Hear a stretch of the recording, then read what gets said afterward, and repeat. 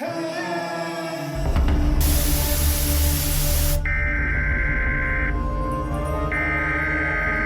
interrupt our program to bring you this important message. So yesterday we lined up the two event lines inside the seventh seal. But if we're going to fully understand what's going on and to get to the promise that we can know if we watch the hour of his coming, we have to identify the first event line, name it correctly, which I didn't do until just recently, and place it properly in relation to the other two timelines, and I didn't do that either properly until about a month ago. But once we do, it will lead to mind-bending information. So here's the plan. Rightly identify this event line today, place it correctly with the other two event lines on Friday, tomorrow, and show the hour of his coming on Saturday, not a day or an hour, the general season that we are in right now. A lot to do, so you... Me? Shut up. Don't have time for this today. Do I still get paid? Yeah, sure. Fine with me. I don't care. The times of the Gentiles. What is it? The Vatican newspaper? You just lost half your pay today. But We should know everything about it, and many of you do, but most Christians are clueless. When did it begin? The Great Commission. This was a continental drift level moment of God turning from the lost sheep of the house of Israel to the Gentile nations. Jesus foreshadowed this time period in the Olivet Discourse where, among other things, he discussed the destruction of the temple, and he said at that time, and Jerusalem will be trampled by Gentiles until the times of the Gentiles are fulfilled. That prophecy, by the way, is still in effect today. The Jerusalem of Jesus' day is today known as Old City. And by any demographic report you read, it is somewhere between 80 and 90% Gentile, non-Jew. The Israeli government has tried to lure more Jews into Old City, but they always fail. It's prophecy, fellas. It's not going to happen. But when the time of the Gentiles are fulfilled, or as it is fulfilled, the times of the Gentiles, I'm going with is fulfilled, something big is going to happen to Jerusalem. And we also know that the times of the Gentiles has an end date. So let's go to Paul.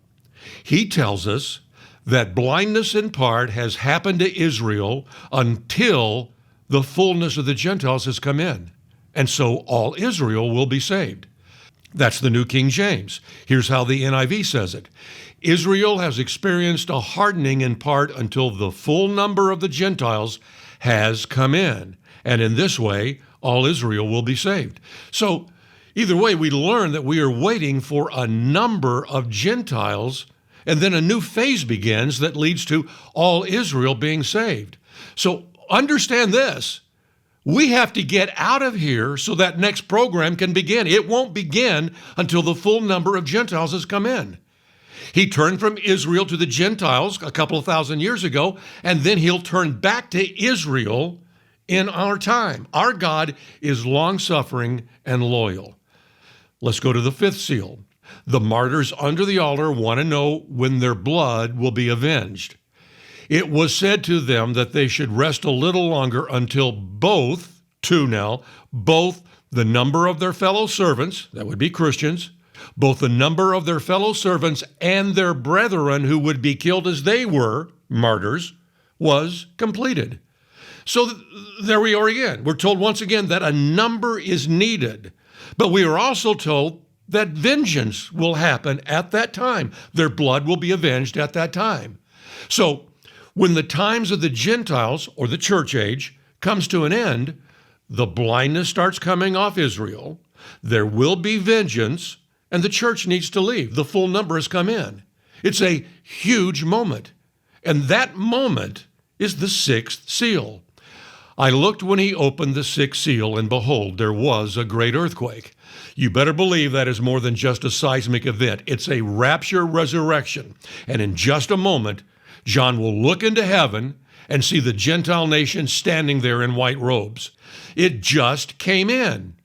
Next, we are told in the sixth seal that the sun became black as sackcloth of hair, and the moon became like blood. It's a day of the Lord outpouring of vengeance promised to the martyrs. And the people on earth recognize that the vengeance of the Lamb has come.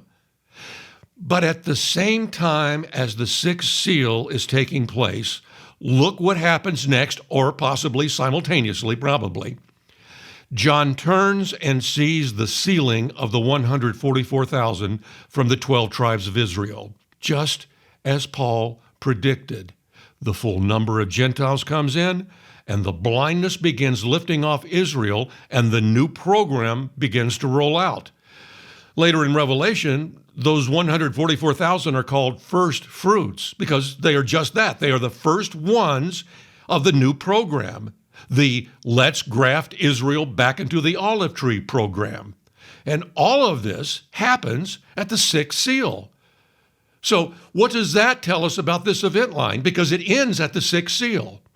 It's the 2,000-year-long story of the times of the Gentiles, or the church age, that ends with a bang and a handoff to Israel, and the final program in the mystery of God begins, saving Israel. So this timeline includes the first six seals. We know the sixth seal, we just looked at it. We also looked at the fifth seal. Obviously, martyrs have been part of the church age in the times of the Gentiles for 2,000 years. What about the four horses of the apocalypse? Since we're almost at the end of this series, I'll put a link to a video I just made a few weeks ago on the other channel explaining how the four horsemen fit into this event line. But, if you think the white horse and the rider represent the Antichrist, don't go over there and watch it. It will only make you squeal, and you'll feel like trampling pearls.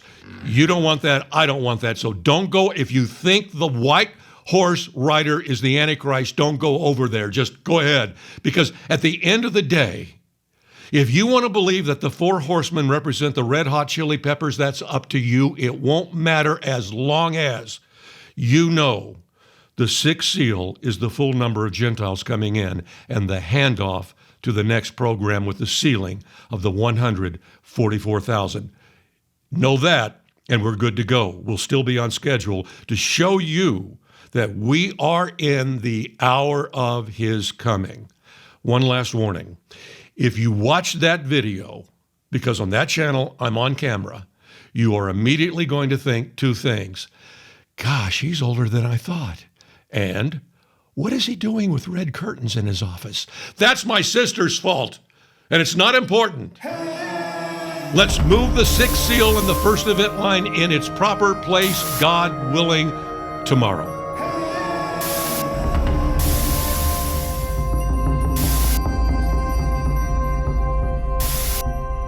And now back to your regularly scheduled program.